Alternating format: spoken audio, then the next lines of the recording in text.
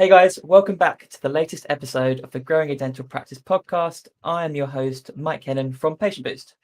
In today's episode, I'm joined by Michael Bakaic, founder and CEO of Iceberg Cyber. Iceberg Cyber helps small businesses find vulnerabilities in their business data, websites, network, and office equipment, and even shows them how to fix any issues. Welcome to the show, Michael. Thanks for joining me today. How are you? Doing well, Mike. Thanks for having me. Good, man. No, perfect. Great to have you here. As we're just discussing, we thought this was going to be your first podcast. You're no longer a newbie, so I'm expecting good things. I'm sharpened, ready to rock. Perfect, man. So we mentioned that you're cybersecurity, but before we get into that, tell me about you, Michael. Like, what's your background? I'm Toronto boy, born and raised, living in the city. This is my second company that I've started. The previous one was also in industrial technology. We were making gas turbine engine sensors. That's cool. Yeah. So as an engineer, the technology development sort of runs through the blood, and I've caught the entrepreneurial bug almost 8 years ago now. I've been walking the path since then. Fantastic, man. And what was did you exit? Is that how? Yep. It played out? Perfect. Last year we moved on, and now moving into the cybersecurity industry with my team to try and deliver some value to small businesses. Oh, awesome, man. I could spend all day talking about this. Is it the same team or a new team? Like, did you take some team members with you, or? Yep. So some of the team has come over. We've gotten some new faces as well to freshen up with new skills and adapt ourselves to new challenge. Fantastic, man. Awesome. And what was obviously that just in general business curiosity, what made you go from that particular industry into cybersecurity? Like, is there a link, or is it just you saw an opportunity? My motivation for getting into cybersecurity is a long time in the making. As a kid, like many people that get into the tech and engineering world, I loved computers when I was a kid. That has been a constant in life. Previous company was heavy in technology, a little bit more mechanical engineering than computer science. Last year, I can tell the story. I can tell the story about the inspiration part now. Let me pause. Let me pause to chop that, and we'll start there. Yeah, perfect, man. Last year, when we were looking for the challenge, we came across a federal government report stating that 1 in 5 small businesses were impacted by some sort of cybercrime, and that really struck us and was the call to action to do something about it. I have a lot of experience with computers. My teammates had a lot of experience with computers, and when we read that almost 20% of small business owners were victims, we felt compelled to do something about it. We had the skills in security to make a meaningful impact, and that was really the inspiration to jump into the game and try and find a way to help small business owners not be on that victim list. Awesome, man. Love that. So you're helping the little guy. That's right. In the North American economy, like 95% of businesses are small businesses. Dental clinics are a great example of that. Everyone knows a small business owner. And so to hear that 1 in 5 were victims of some rampant criminal knocking them for financial fraud or stealing their private information or damaging their patients in some way, that was shocking and really pushed us to get into the game and use our abilities to make a difference. Absolutely, man. Now, I don't know if you know this off the top of your head, but 1 in 5 is obviously pretty high. Has that increased rapidly over the last few years? Like, is there really a spike? There has been a growing trend. We live in a new world now where software automation and AI have made it very profitable to be a cyber criminal.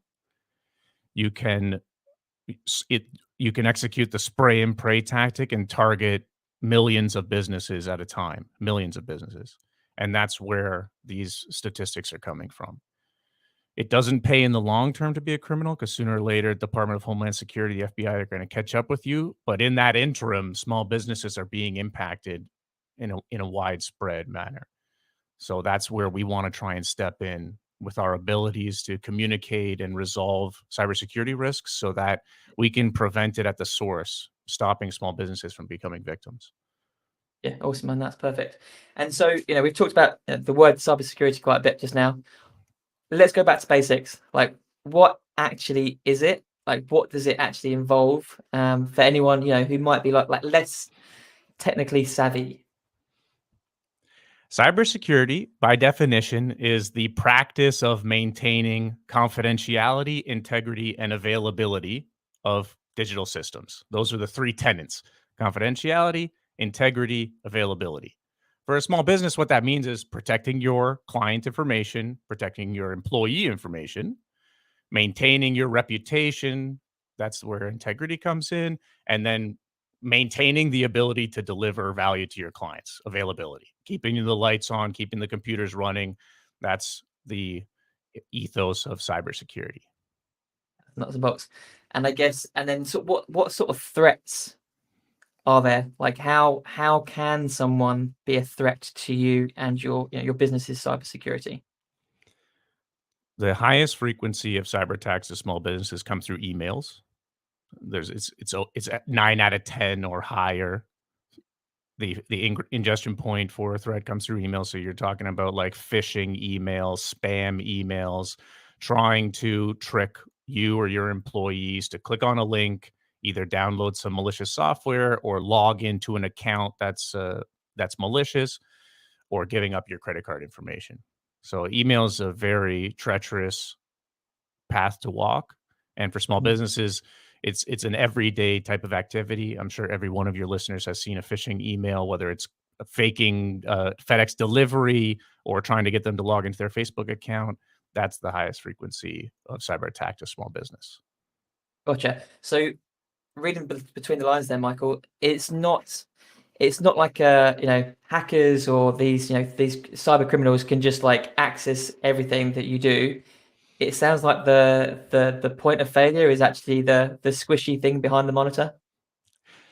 No doubt the human is a big component of the security landscape. Whether you're talking about small business, government, or giant enterprise, human beings are a critical part in this process. Cyber criminals use the tactic to try and trick the human being into making a mistake or waiting until a person makes a mistake. Let me say that again. Or waiting till a person makes a mistake and clicks on a link that they know they shouldn't. Often you can purchase security systems that will have high 95% fidelity, except when the human is involved. And malicious actors know this. And so they are playing the psychology game, trying to wait out or through high frequency, get the human being to make a mistake. Yeah, because they just talking about say phishing emails.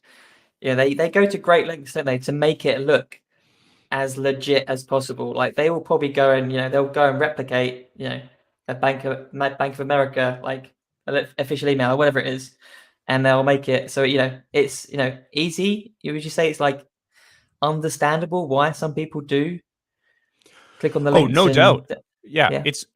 it's so easy to say that person's stupid for clicking on it. That's a terrible mentality because these cyber criminals are professionals. They spend all their time trying to come up with new techniques to trick someone into clicking on an email. And they're highly motivated and they're well financed.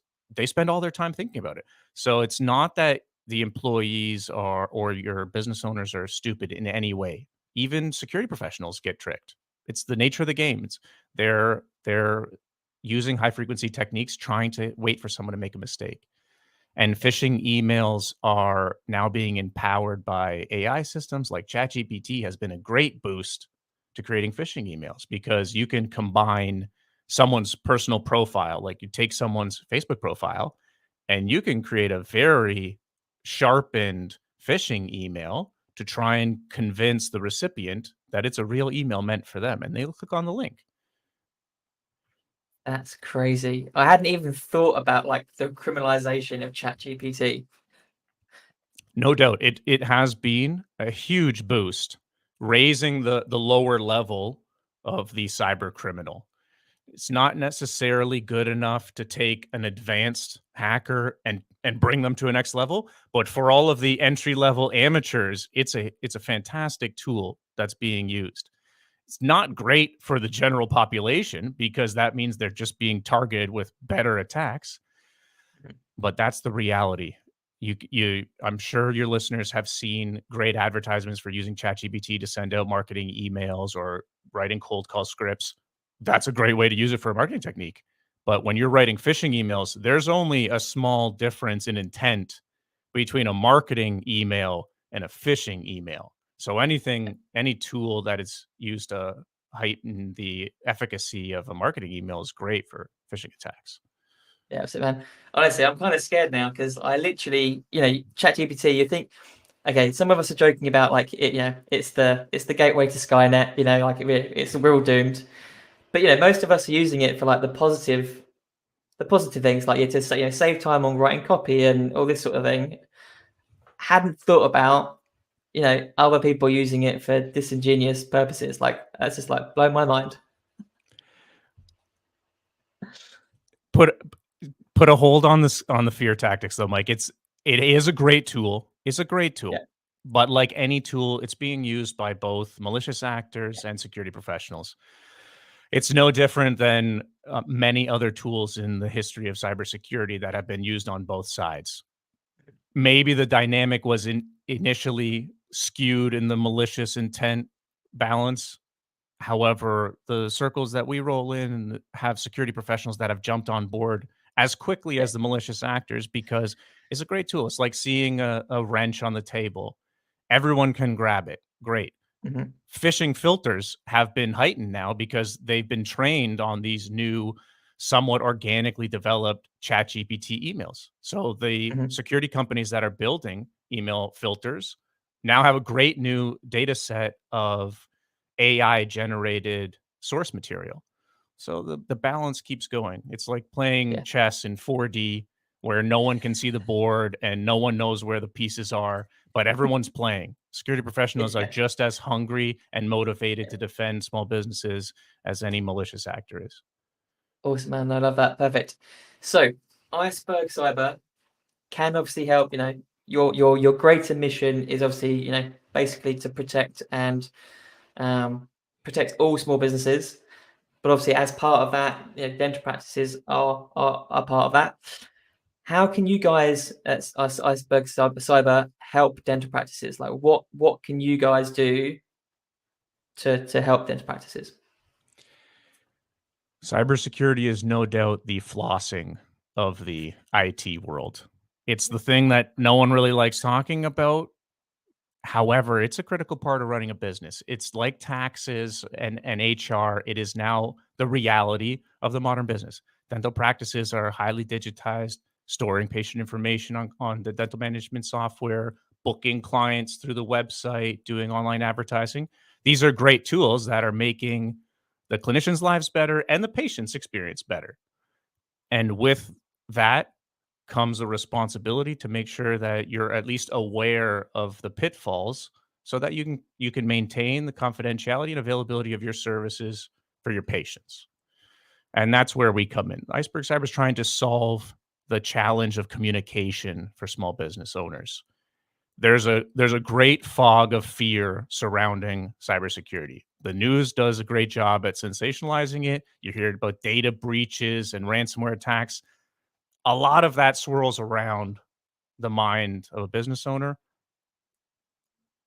and to our solution is to try and let me say that again.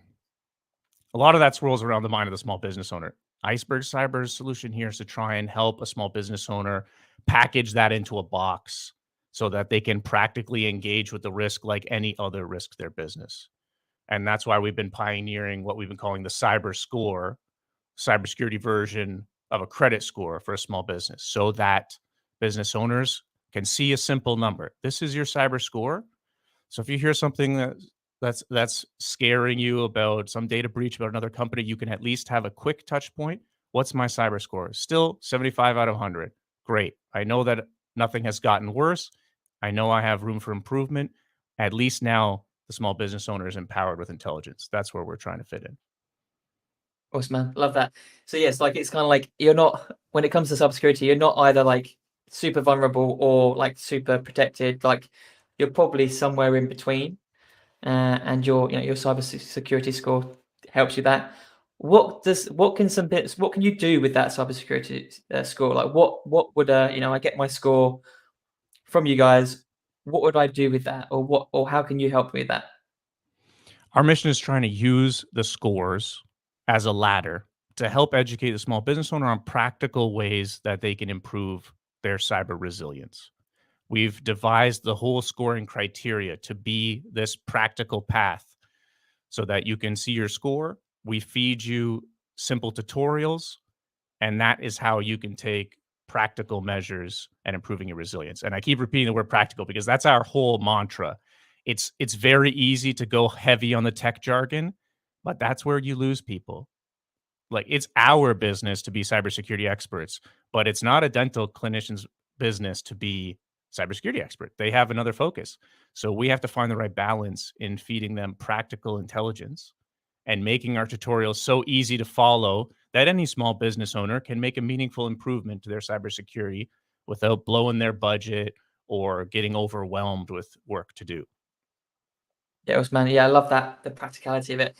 So obviously, without kind of giving you examples, cybersecurity score, like what are some practical tips and advice that you can give to, say, the owner of a dental practice to kind of, improve their score? Like again, like I said, you don't know what state my score's in, but just I'm assuming that you'll be aware of some of the obvious and probably most common mistakes that a small business makes. Absolutely. We can get down to brass tacks now. This is my favorite question to answer. As part of our mission at Iceberg Cyber, we have a cyber score directory for almost every business in North America. So we're seeing externally accessible cyber risks and using that aggregated intelligence to help any business owner fill their most vulnerable holes. Here are 3 basic steps to move up your cyber score. First one, password managers. You must use a password manager. The real security value here is using unique passwords for any of your accounts. If you reuse a password like Smile, and I know that many practices use that, if you're reusing a password, what you're doing is multiplying your risk because at some point, and this happens almost once per week these days, at some point, some third party cloud provider that you use is going to have a data breach. It's inevitable. They're going to lose your email and password combination, and hackers are going to purchase it on the dark web. It happens all the time. If you reuse passwords, which the hackers assume that you do, they'll purchase those passwords and email combinations, try and log into any of your accounts, Bank of America, Facebook, Gmail, anything. So if you use unique passwords for every account, you minimize and segment any of this risk. It's a huge step up in security, and it's very easy to do. Chrome, Safari, iPhones, Androids, they all have password managers built in these days. There are third-party ones that we can recommend. The easiest one, most accessible, is Microsoft Authenticator. It's a great password manager. It also has multi-factor authentication. So if you're using the Microsoft suite, you might as well check it out because it's built in. And then go through each one of your accounts, use a unique password. Tip number 2. Because of the nature of how we run the cyber scores, we can see this about a lot of the businesses. So this is, if you're making this mistake, don't worry, you're one among many. There are certain email security configurations that prevent people from spoofing emails from your account. What that means is if you don't have the anti-spoofing settings configured, I can send an email that looks like it came from your business, which is a great way to deface your business, spread spam, try and trick your clients into paying an invoice that doesn't go to you. This is getting a little bit technical, but it's very easy to follow. You go into your Google or Microsoft settings, click some of the boxes, follow the tutorial we have on our website, and within 5 minutes, if you can click some check boxes, you'll be able to do this. Within 5 minutes, you have the anti-spoofing settings configured. It's an easy way to double check. And from that point forward, no one can spoof emails. No one can masquerade as if they're sending an email from your account. Huge security improvement. Tip number 3 gets right down to basics, which is keep your computers updated. Super basic. Walk around the clinic, go into the Windows settings, look for updates, install the updates, then reboot the computer. You could do that with your cell phones. You could do that with the Macintosh computers. Super basic. Apple and Microsoft are spending a lot of effort securing your computers, patching vulnerabilities, and sending them out to all the devices. You're the important part of that chain to install the updates and reboot the computers. So if you can walk around the clinic and it updates the software on your computers, you'll make a huge step forward in security. So those are the 3 basics. If the listeners take only 3 things away from this podcast, it's use a password manager with unique passwords for every account. Follow the tutorials that we have on our website to set up the anti-spoofing settings for your email account. Make sure no one can pretend to be you and email your clients. And step 3 is install the updates and reboot your computers. Super basic and very high value when it comes to security. Absolutely, man. Like they really are, like you say, like they are super basic and like, walking around. It hasn't even got to be you as the practice owner. It could just be, just someone in the practice could just go around and just update. Hopefully you're working with an IT provider that, that will kind of do that for you. But no, that's awesome, man. Great advice. Obviously, I guess the entry point into your world is the cybersecurity score, but you do have, you have a backup or a follow-up service, and that's obviously the continuous monitoring. Like, explain that. Like, why is that important, and what does it involve? Just like you would go and get your credit score and then get credit risk monitoring, we provide the same service. We're trying to help small business owners manage their cybersecurity risk by keeping it off of their to-do list. We provide you with the free cyber score from our website, and then our paid service is cyber risk monitoring. It's a painless experience. We've designed it to be automatic and pain-free. You engage with us, we start monitoring the 4 main corners of cyber risk to your business, and then we deliver monthly cyber risk reports, updating your cyber score so that at any point, if you have a concern, you can check your score and see an up-to-date. Let me say that again. So that if you ever have a concern about cybersecurity, you can check your cyber score and see your up-to-date risk profile. What we're trying to do is make sure that you can stay focused on your business while we stay focused on cybersecurity risk. That's what we're good at. We can feed you the important intelligence so that all you need to do is check to see whether you're green or red and get back to running your practice. Yeah, fantastic, man. I think what I love about that is it keeps cybersecurity top of mind. Like, I think we're probably all guilty of, like, thinking we've done enough, then just, going on with our daily lives, and then, months or years down the line, we're like, oh, we didn't update something or we didn't change password, and then suddenly, ouch, we're being targeted. So I think that's a great solution. How easy is it for a dental practice to kind of get started with you guys? Like, how do they get their cybersecurity score? You can come to our website, thecyberscore.com, and check out your cyber score for free. What that is going to show you is the external risk profile of your small business. We focus heavily on email and website security because those are 2 big components of cyber risk to a small business.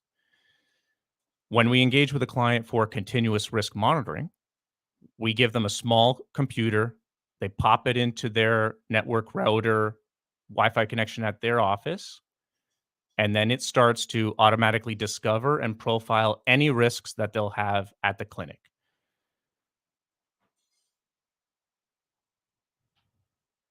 That's it.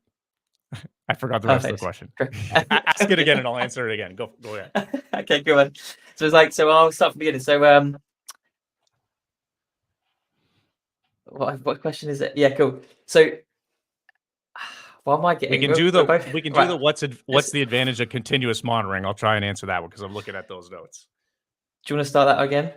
Yeah. Okay, perfect. No, I think you've covered that one. It was more the how to practice to get started. That's the one we were covering. What did I write for that? Go to the website, sign up, Okay. Within 24 hours, yeah. Right. Okay. Ask me that one. I'll answer that one. Perfect, cool. So that's, yeah, so great. So thanks for the summary of what continuous improvement. We're both thrown off now. So how easy is it for dental practices to get started with Iceberg? Like, how do they get their score? We've designed this whole system to be as painless as possible. You can come to our website, thecyberscore.com. Get your free cyber score. We'll send it to you via email. Go through all of the cybersecurity risks that we can see regarding your email and website. That's your preliminary review. If you want to sign up for continuous risk monitoring, we'll ship you our little Iceberg sensor, which is a palm-sized computer. Click it into the router at your clinic and walk away. That's all the setup that's required. Within 24 hours, we'll give you your detailed cyber risk report, and then one of our teammates will connect with you to go through any of the vulnerabilities we find and show you the tutorials on our website that you can follow to start improving your cyber score. We want to be your partner in this process. That's why we assign one of our technicians to help you, walk you through the free tutorials, keep your cyber score up to date. And then from that point forward, we're watching your back, keeping it out of your mind. Awesome, man. Love that. I love the fact that even though this is obviously a tech product, a software product, there's still human interaction. Like, it's not just like, here's a few screenshots, whatever. Someone, with experience is actually going to walk you through the process and actually, explain and demonstrate what you guys can do to improve your practice. That's awesome, man. Really cool. That's right. That's an important part because this is a symbiotic relationship. The small business owner needs to know about the risks to their business, whether they're financial or physical or cyber. We're now a member of your team. We'll do the deep dive. We'll dig through your risks. We'll be monitoring your full profile. We filter signal from noise, feed you the critical information with the tutorials, and we can help you walk through them. And that way, in a time efficient, cost efficient manner, you can stay on top of risks. If it's not a concern from you, we won't tell you about it. If it becomes a high risk concern, we'll say, this something needs your attention. Let's help you resolve it and then get back to running your business. I know, perfect. So when we spoke a little while back, you basically mentioned some information or a storyline that could potentially impact dental practices. FTC safeguards rules. What are they, and how could they impact practices? The FTC safeguard rule is not new. It was created in the early 2000s to help protect consumer data privacy. It has been recently updated, which has brought it into the realm of concern for dental practices. Safeguards is intended to protect consumer data privacy. So that's the bottom line to remember. If your practice helps patients with financing, you're considered party to the financial transaction, which means you need to be compliant with the new safeguards regulation. What that means is that you need to have some cybersecurity basics like multi-factor authentication, encrypted data storage, both easy things and practical things to achieve. And importantly, periodic risk assessments, which is where we can help you. We're doing automatic risk assessments. That's what the cyber score and cyber report are. And we can help you with our quick start guide to get up to speed with multi-factor authentication, data backup, so that you can become compliant with the least amount of pain possible. Federal Trade Commission is trying to raise the tide so that small businesses have these cybersecurity basics so that they don't fall onto this 1 in 5 list of victims, because party to those victims are all of the consumers and patients that have their private information lost. So the Federal Trade Commission is trying to raise the tide, and we can help you get compliant. Important thing to note is that there's penalties associated with it. So there's teeth to this requirement. On June 9th, the penalties start. If you're not compliant, you can face penalties of $50K per consent violation. And that means if you lose one patient's private information in some sort of data breach, that's one consent violation. So it's brutal. This teeth is an important part of the process for the Federal Trade Commissioner, because just like flossing, no one's going to do it unless there's some sort of incentive. And that's what the FTC is trying to do, is raise the tide so that small businesses get into this healthy practice of following cyber hygiene best practices. So in the end, consumer privacy is protected. Awesome, man. Because I know when we did talk, you mentioned this, and it was something that you just didn't think enough small businesses knew about. Kind of, one of those things that kind of went under the radar. So thanks for sharing that. And June 1st isn't far away. Like we just entered May, so it's you better get on it. So thanks for sharing that. And then finally, Michael. So based on your experience of running multiple businesses and your interaction with dental practices so far, what would be your number one piece of advice for anyone thinking about buying or starting a dental practice?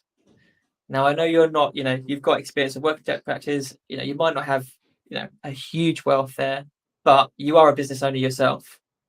So you know what you're doing. What would be your advice? You want me to give like IT advice? No, just like I don't know if I have said that to you, meaningful advice on how to run a dental practice. I know how they could set up their IT. if I said I'm starting a dental practice tomorrow, or just dental business, a business in general, what would be your advice? Because you're an entrepreneur yourself. Like, what would that first thing be if I said I'm starting a business that just happens to be in dentistry? Well, I'll give a personal answer because this was part of my journey. I was one of those people that when I started this business and the previous business, I said to myself, I like running the business, but I'm not a numbers person. I'll have someone else help me with the books. It's taken some practice and some discipline to fight that excuse that I make to myself, because as a small business owner in whatever industry, you got to be able to have a grapple on the numbers. It's taken a lot of painful learning, and I've had some good mentors that have kept my nose to the grindstone to build this as a skill, because it's critical to stay on top of this as a small business owner, no matter what you're doing. You got to know what the books mean. That was an abstract word to me before. Know the books. I didn't even know what that meant, but it's not complex calculus or trigonometry. It's just like simple mathematics. I'm still working on that process, but it's a healthy way to engage with the guts of the business and how the sausages are made. Love it, man. Honestly, I think that's probably advice that I will take on board. Like, I don't think I'm aware of the numbers as I should be. I will probably blame it on the fact I have a Sheila. Well, it's great when you have a partner that you can rely on. Yeah. Everyone has complementary skills. Yeah. In order to be a good teammate, you need to know what your teammates are doing. That's sort of the mindset that I bring to that. I'm not an accountant. I have a rudimentary understanding of accounting, and that's the high watermark for me right now, and I'm trying to improve. At least I know enough so that I can engage with my teammates on an informed level. That's very similar to the mindset that we're trying to pitch with this cyber score, because any small business owner inherently is responsible for all the risks to their business, whether it's financial or physical or cyber. If you offload that to an IT company, you still need to have enough understanding to help them manage it and be a good partner. And that's really the ethos of what we're trying to do with the cyber score, is empower small business owners with a simple enough representation of their risk so that they can understand what the cyber risks are. They don't necessarily need to know how the computers are working or like how zeros are turning into ones, because they can rely on experts for that. As a business owner, you at least need to know what the high numbers are. Are you good or are you not good? We can tell you that easily. And that way you can log it in your mind and say, we're good this month. There may be a lot of sensational news about risk to small business. But that's okay. I know that we're good this month. And the rest of the details are handled by my IT team. Awesome, man. Great advice. Great advice. So, how can people get in contact with you? How can they get started? Remind us how they can get started with their score as well. I encourage all your listeners to come say hi to me on LinkedIn. I'm very personal, love to chat with small business owners. If you need general IT advice, send me a message. I'll try and help. If you want cybersecurity advice, that's my forte, and I'm eager to help you with your business. You can find us at thecyberscore.com. And from there, our contact information. Come check out your CyberScore. It's free. Log in, put your website in. We'll bounce back the CyberScore to you. And if you need help understanding what it means, the contact information is there. We're here to help you. We want to be an extension of your team so that you can start engaging with cybersecurity risks on a meaningful level. Awesome, man. Brilliant. So I will leave those details in the show notes. So no worries there. But Michael, thank you so much for your time today. Love speaking to you again. And again, great. I don't think small businesses think about this subject enough. And I love the fact that you are making it accessible, and you've got that big mission of helping not just dental practices, but like every small business, which makes up, for most economies, the bulk of businesses. And so it's great, and sort of fight it back, and not letting the cyber criminals run away with all our money and information. So awesome, man. Thank you so much. My pleasure, Mike. Thanks for having me.